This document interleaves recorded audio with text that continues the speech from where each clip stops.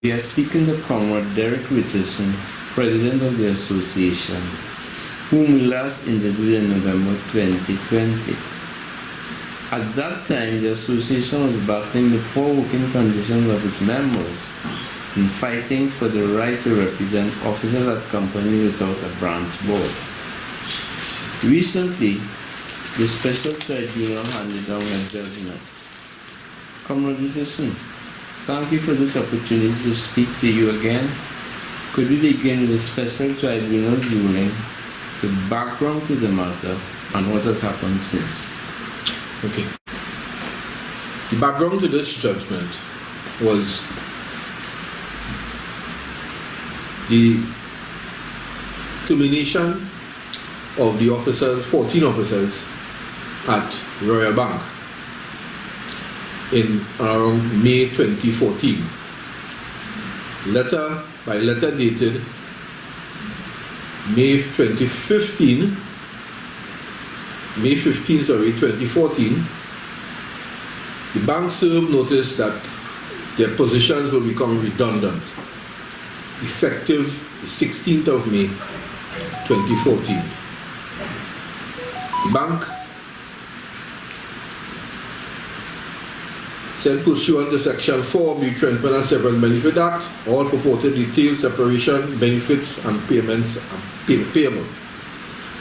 What happened was, in making the position redundant, the bank then engaged in engaging Amalgamated Security to provide the security for the bank. So clearly this was not an issue of excess labor. We would have pronounced upon it as being redundant. However, they engaged now in filling those positions with private security for Amalgamated. The dispute by the company was that there was no branch board in place as required by rule number 2 of the SA Police Association rules, and there was no agreement in place between the bank and the association. This matter went before the Special Tribunal, and the bank submitted said argument, which was agreed to by the Special Tribunal, who held that they did not have, the association in fact did not have local standard, so the matter could not be heard before the Special Tribunal and dismissed it. The matter was then sent for judicial review at the High Court, and the High Court upheld the decision of the Special Tribunal that the association did not have any local standard because there was no branch board present at Royal Bank, Royal Bank at the point in time. The resultant effect of that judgment was that companies where we did not have a branch board were now refusing to engage in any conversation concerning any grievance, any dispute, or to engage in any negotiations with the company.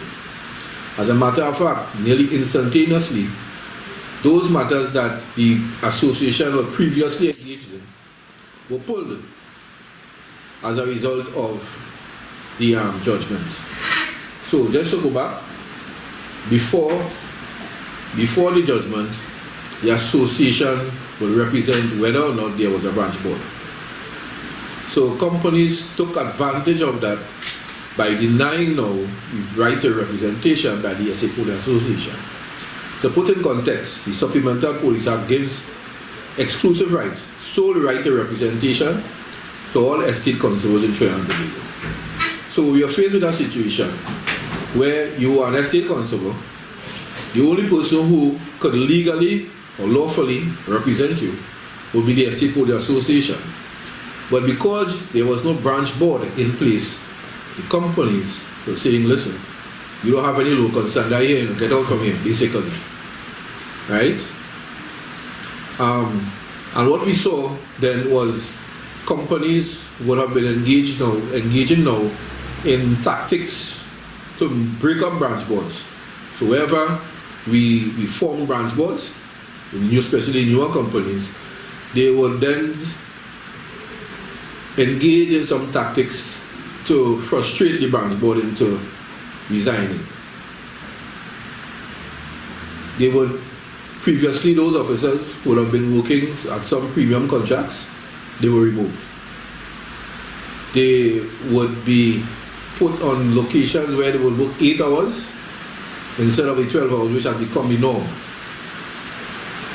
They would not be getting any additional duties, and so they hit the officers in their pockets. At one particular company, we wrote to them, that would be SWAT estate police. We wrote to them indicating that is our information that they are indulging in this activity. They wrote to us, and then of course they denied any such activity. But more importantly, comrade, the arrogance took the better of them, and they exposed what was the underbelly of the working of the employer class, how they do think about the state police and how they think about relations.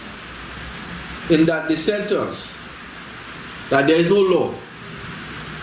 There is no law which stops them from coercing or any other action to cause an estate policeman from joining the association, because we are not workers under the Act, Industrial Relations Act. So get that clear. So they will say we can do whatever we want. There's no law which stops us from trying to coerce anyone from joining the association, even though the association is a creature of the law. So of course this could not stand. We appealed we sent the matter to the appeal court. And on the 30th of April, the appeal court concurred with the association that Rule 9 and Rule 10 has to be taken into consideration. Rule 9 speaks to representation by a branch board, and Rule 10 speaks to representation by the central committee. To be clear, the association executive is a committee formed by the central committee of the association. So we represent the central committee. So the appeal court, of course, would have concurred, and today we have in hand a judgment which now gives the association the right to represent any member at any company where there's no branch board present or there's a branch board present. It is a massive win. It is a massive win for us.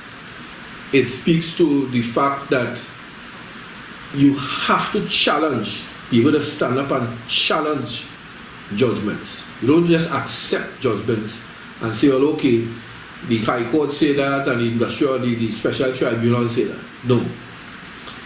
You pursue it to the highest level because you're pursuing something in the interest of the working class. It cannot be that because you do not have a branch board, you don't have representation. And it cannot be that it is simply up to the employer now to coerce or to intimidate or victimize, to break up the branch board to get around the issue of representation. So that letter that was written to us is no longer valid. What the association would have done during that period when the appeal was, we keep sending to them, all those companies, the grievances on behalf of the members in anticipation of this judgment. So all now can be reinstated. And the court sort of so ruled that the RBC go back and the EPA go back to the Special Tribunal to have the matter heard. So now we have the fact that those officers could now have their matter heard and adjudicated upon by the special tribunal. A massive win for those officers who were wrongfully terminated by the bank. Could employers consider appealing this judgment? They have 21, our information from all of that, they have 21 days to appeal. We have been hearing rumors that there is a high consideration being given to appeal in this matter. Now that concerns us because this matter here is between the special tribunal and the Estate Holders Association. The question we are asking is if the special tribunal is the persons who will be appealing this matter. And why would the special tribunal appeal a matter which gives the right for persons to come before them to be adjudicated upon? So that seriously concerns us, if the rumors are true. So we are quietly and anxiously awaiting the expiration of that 21 days, right? Nothing has been filed as yet. We have communicated with our lawyers and said nothing has been filed as yet. But in this land of Trinidad and Tobago, at the 11th hour, things can happen. And it will be very interesting, very, very interesting to see the special tribunal appeal a matter such as this. What interest will the special tribunal have to appeal this matter? So, this is very interesting times, and the association stands ready. Our lawyers stand ready to take whatever action is necessary to continue to represent the interests of the working class.